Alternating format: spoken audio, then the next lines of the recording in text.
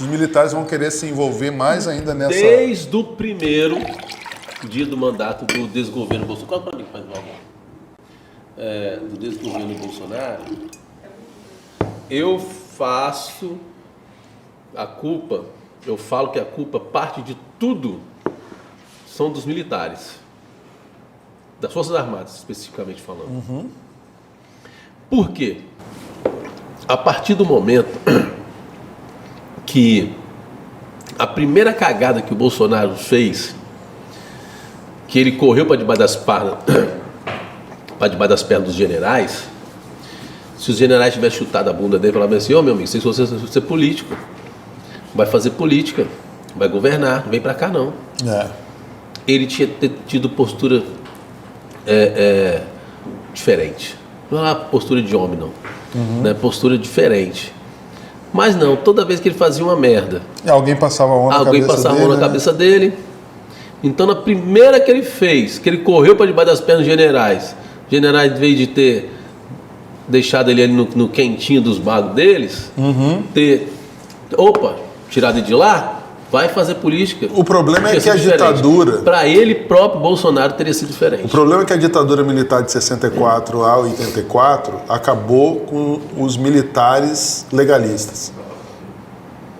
Você não tem mais um general com a capacidade do general Lott, que garantiu a posse de Juscelino. Né? Então, assim, o que virou que foi ministro do Bolsonaro que saiu fora. Mas não é um legalista porque foi ministro do Bolsonaro, senão nem seria. Nem teria se metido nesse negócio, porque os militares, depois de 84, deveriam ficar na função que é própria deles, quando estão na ativa, que é a defesa do interesse público do país e da defesa contra o inimigo externo. Os caras quiseram vir para a política para fazer política como se fez política durante a ditadura. O negócio é proibido, né? Militar da ativa... Que está na ativa não deve fazer esse tipo de política partidária.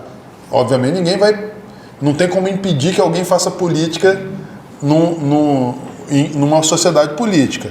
Mas a política partidária não pode ser feita com o cara na ativa. Então, veja só.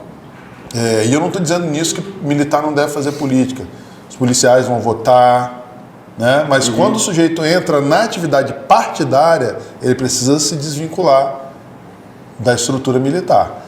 Agora, a gente não tem mais esse militar legalista, esse militar que defende a Constituição. A defesa da Constituição virou um discurso vazio, porque defender a Constituição para eles era dar um golpe. Nós dar um golpe para defender a Constituição. Né? Eles disseram que o artigo 142 dava a eles a possibilidade de ser o poder moderador da democracia. Não, eles estão submetidos às autoridades civis. Agora, isso é verdade, do ponto de vista real? É isso que é o nosso problema. Para que isso aconteça, é preciso ter uma geração de militares comprometidos com a Constituição.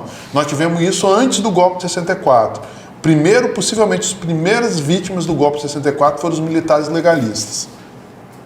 Aí ficou uma corja de assassinos que mataram talvez até gente de dentro das próprias Forças Armadas para garantir interesses internacionais, porque o golpe teve apoio americano e obviamente depois os governos militares deram resposta a esses interesses americanos. Tem gente que diz que em determinado momento há um processo desenvolvimentista, mas é sempre um processo extremamente atrelado ao fim e ao cabo, o interesse americano. Ainda não conseguiram me convencer de que existiam militares nacionalistas de verdade e que queriam o desenvolvimento do Brasil para longe da influência americana. Da outra vez que você esteve aqui, você falou que não era um golpe, era a tentativa de um golpe, a construção de um golpe que antes do golpe de 64 teve a tentativa de 61 e consolidou em 64. Você ainda continua achando isso? De que o quê? Que ainda nós estamos em um processo de construção de um golpe ou acabou? Você acha que isso a gente só vai poder falar daqui a 20 anos, entendeu? A gente, no fogo daqui, só para lembrar o que é. Você lembra? Você eu digo o seguinte, olha, 8 de janeiro não foi uma tentativa, é o golpe em curso. Eu acho que nós estamos ainda sob... Exatamente por isso não se pode prender um Bolsonaro, porque tem um golpe em curso. Ele é mais forte, menos forte, você tem mais estabilidade no governo, menos estabilidade, mas os golpes, eles são... Você imagina, assim, em 61, quando o Lott garante a posse, a gente dissesse assim, teve uma tentativa de golpe, mas ela passou. Em 64, o golpe voltou, entendeu?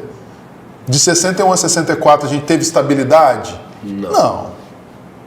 Teve desenvolvimento, mas não é.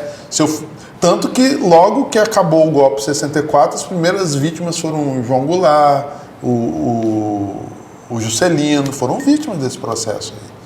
Né? Há uma história que diz que eles foram vítimas de uma perseguição, de uma operação, inclusive que tinha âmbito aí na América do Sul toda. Mas eu acho que hoje, que aí teve na América do Sul, aí que, né, Argentina, Chile, né, várias na América Central também, mas Paraguai. Eu acho que hoje eu não consigo enxergar isso no mundo.